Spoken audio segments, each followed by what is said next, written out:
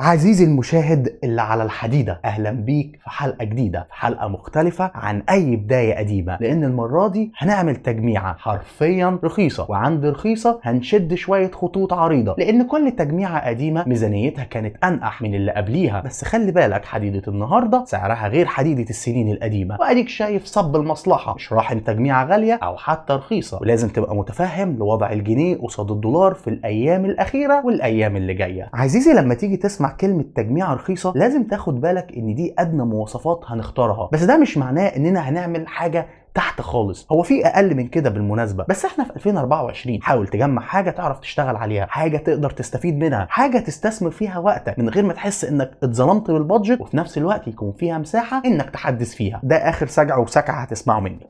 وكينج المرحله دي هو الاي بي يو من اي ام دي. الاي بي يو هو عباره عن بروسيسور عادي جدا بس معاه كارت شاشه داخلي احترافي. ده في حاله انك ما تعرفش ايه هو الاي بي يو، يعني البروسيسور بتاع انتل يعتبر اي بي يو تقريبا كده. بس الفكره ان اي ام دي عندها بيزنس كامل بيطور معالجات رسوميه احترافيه، فعشان المعالج الرسومي اللي موجود هنا او الاي جي بي يو متطور او قوي عن اي معالج رسومي متواجد في اي بروسيسور من انتل او حتى بروسيسورز اي ام دي زي الرايزن 9 او الاكس سيريس او الاكس 3 دي، فخد صفه اعلى شويه او مختلفه شويه عن كونه مجرد سي بي يو عادي، اللي هو في الحاله دي الاي بي يو، او اختصارا لكلمه اكسلريتد بروسيسور يونت، او بالعربي وحدات معالجه مسرعه. مين بقى اللي عليه العين؟ ال 4600 جي من عيله الرايزن 5. ما هواش بروسيسور جديد بالمناسبه، لان البروسيسور معتمد على معماريه زين 2 اللي بتيجي بدقه تصنيع 7 نانومتر، جاي لك ببروسيسور 6 انويه ومعاهم 12 ثريد. ولو مش واخد بالك، دي نفس مواصفات الرايزن 5 3600 الاساسيه، وبالمناسبه كمان بيجي بنفس الكولر الريس ستيلز، لكن ترددات ال 4600 في البيس كلوك اسرع شويه او اعلى شويه. الكولر هيخلي البروسيسور في الوقت الحالي كاقصى حاجه يوصلها لفتره ضغط طويله 88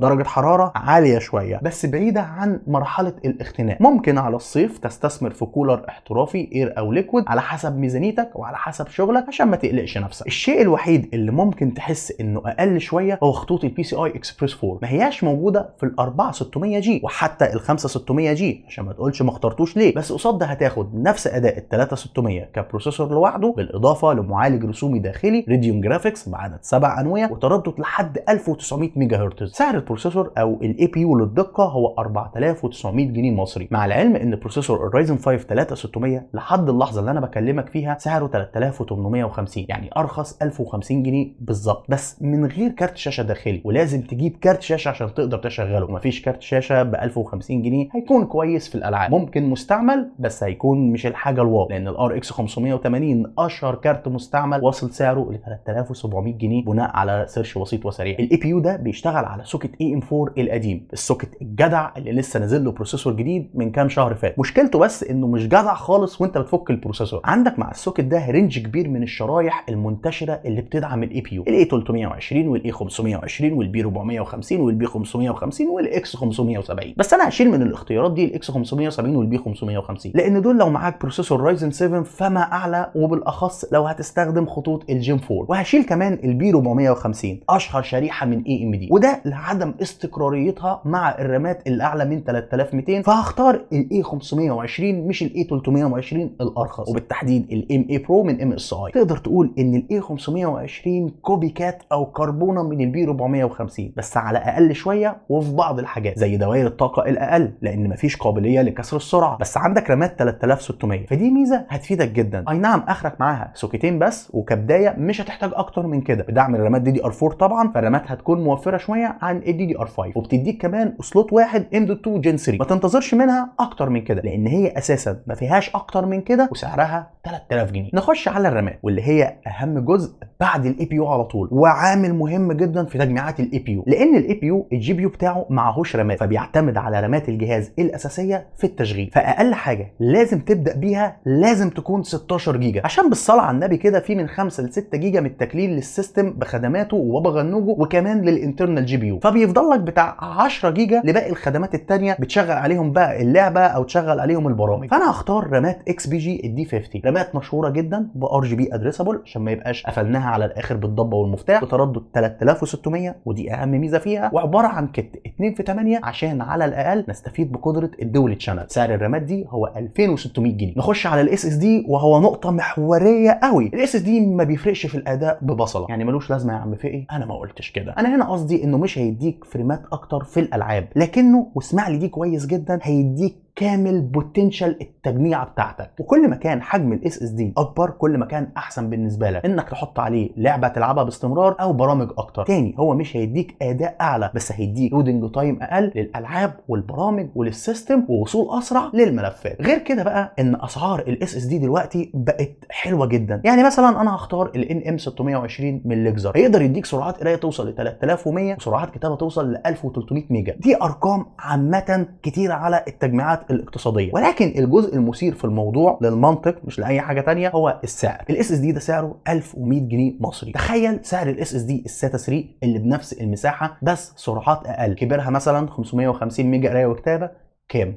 1050 جنيه. حد يقول لي ما انا ممكن اوفر واجيب اس اس دي ساتا 128 جيجا. خليني اقول لك ان اقل اس اس دي بالمواصفات دي موجود ومنتشر هيكون 575 جنيه، يعني هتدفع ضعف السعر بس هتاخد ضعف المساحه وسرعات اسرع في كل الاحوال. فاختيار الاس اس دي الام دوت 2 الجين 3 في الوقت الحالي اكتر من ممتاز، واختيار بادجت فريندلي جدا مقارنه بالساتا ده لو انت مستغني عن 525 جنيه كفرق سعر. ففكره ان اي اس اس دي والسلام دي في الوقت الحالي مش هتنفع تبقى قاعده عامه، لان زي ما انت شايف فروق الاسعار مش كبيره، فليه ما تشتريش حاجه تكون سريعه؟ طبعا في الحلول الاقتصاديه لحد المتوسطه اللي مش متطلبه لقدرات استهلاك طاقه عاليه، يلمع في سماء المدينه هو باتمان تلك التجميعات او الفئات. الكومبو كيس مع الباور سبلاي بيكون اوبشن بسعر حنين وكمان اكتر من كفايه. انت السيستم ده كله على بعضه مش هيسحب اكتر من 100 واط، ومع ذلك اقل كومبو منتشر هو من 600 ل 650 واط، وفي اقل من كده كمان 500 550 450 واط. زي مثلا الكيسه الزاندر فيلوكس دي، نسخه كانت متواجده عندي من فتره بباور 650 واط 80 بلس واي، ويقدر يشغل التجميعه دي معاك وكمان لحد كارت 4060 لو تحب. وشايف ان ده مناسب جدا عليها واكتر كمان من كفايه على المواصفات دي. وتقدر تشوف كل اختبارات الباور ده والسيرتيفيكتس اللي واخدها لو انت مقلق من موقع اسمه كلير ريزلتس. الكيسه متطور، في منها نسخ سعرها 3200 للنسخه 600 واط، والنسخه ال 650 واط سعرها 3350. فيها 3 مراوح ادريسبل ار جي بي من قدام ومروحه رابعه من ورا، وكلهم 120 مللي، وبيتوصلوا بكنترولر بيتحكم في الار جي بي عن طريق زرار الريست، وممكن تعمل لها سينك مع البورد لو بتدعم الادريسبل ار جي بي اللي هو مش موجود في بورده التجميع. واجهه مش بانل من قدام عشان التهويه، باب من الازازه عشان الشكل الجميل. تقدر تركب مروحتين فوق شراود الباور سبلاي و3 مراوح من فوق ومروحتين جنب البورد على طول، بس ما انصحش لان مفيش منفذ تهويه ليهم، فهيكونوا شكل لا اكتر ولا اقل. مساحه وكيبل مانجمنت كويس للتجميعات الاقتصاديه والمتوسطه. وهتلاقي كمان من نفس البراند ده كولرات 360 و240 سعرهم بادجت فريندلي جدا كليكويد كولر. خليني احسب لك بقى توتال التجميعه دي على ان الكومبو الكيس بالباور هيكونوا عاملين في متوسط ال 3000 جنيه. عشان لو مش عاجباك الكيسه دي ممكن تعجبك كيسه ثانيه، تحب تستثمر في مثلا حاجه اكبر او حاجه اصغر، حابب حاجه مثلا يكون لونها ابيض انت ومزاجك. بس اكتر من كده على كيسه بمواصفات اقتصاديه بحته هيكون كتير. فانت حط مبلغ 1000 جنيه كده على جنب عشان لو عجبك كيسه تقدر تتحرك من 3000 ل 4000 وكومبو كيس بباور سبلاي. يبقى التوتال هنا كام عزيزي المشاهد اللي على الحديده؟ 14600 جنيه مصري، او ما يوازي 297 دولار، 1116 ريال سعودي، 1091 درهم اماراتي، واخيرا 91 دينار كويتي. بس خلي بالك انت مش هتشتريها بالسعر ده، انت هتروح عند سوفت لينك اللي هتلاقيهم في المهندسين في مكان اسمه مول الكمبيوتر، الدور الثاني في شارع جامعه الدول العربيه قبل طلعت كوبري 15 مايو عند مدخل شارع احمد عرابي. لو انت زملكاوي فهو تقريبا كده في ظهر نادي الزمالك. هتروح تقول لهم انك جاي تاخد تجميعه الحضن الدافي من طرف فيه، بدل ما هتدفع 14600 جنيه هتدفع 13500 جنيه، يعني خصم بقيمه 1100 جنيه، خصم بقيمه 8%، والعرض ده ساري حتى نفاذ الكميه. وغير كده هتلاقي عندهم تشكيله كبيره جدا من المنتجات اللي تقدر تنقي منها كل اللي محتاجه وتبدله في التجميعه. ومبروك عليك يا ريس. والتجميعه دي كده تقدر تعتبرها بدايه العروض اللي هيقدمها سوفت لينك طول شهر نوفمبر، مع عروض تانية على منتجات اكتر من التجميعات. وغير كده هتلاقي عندهم تشكيله كبيره جدا من المنتجات اللي تقدر تنقي منها كل اللي محتاجه او عاوز تبدله. تعال بقى اعرف ايه اللي مستنيه من التجميعه دي على الاقل في الالعاب، لان احنا عارفين وهارسين اداء بروسيسور زي ال 3600 عامل ازاي. احنا عاوزين نعرف التجميعه دي هتعمل ايه مع الالعاب. عشان اكون صريح معاك انت ضحيت كتير، بس ده ما يمنعش انك تقدر تشغل الالعاب على اعدادات منخفضه ما بين ال 1080 بي اللي هو الفول اتش دي او ال 720 بي اللي هو الاتش دي، وتاخد متوسط فريمات محترم جدا يناسب العاب التريبل اي على الاعدادات دي، بما انها الالعاب الالعاب المتطلبه قوي. بس خلي بالك انا ضايف لك حاجه كمان من ضمن النتائج، وهي الاف اس ار في الالعاب اللي بتدعمها. اي ام دي الله يكرمها مخليه الميزه دي اي كلب معدي يشغلها، هتضمن لك اداء احسن في بعض الالعاب، وفي بعض الالعاب مش هيكون في استجابه تماما. على العموم انت قدامك النتائج كلها، تقدر توقف عند كل نتيجه وتركز فيها براحتك مع اعداداتها. انا كل لعبه من دولت لما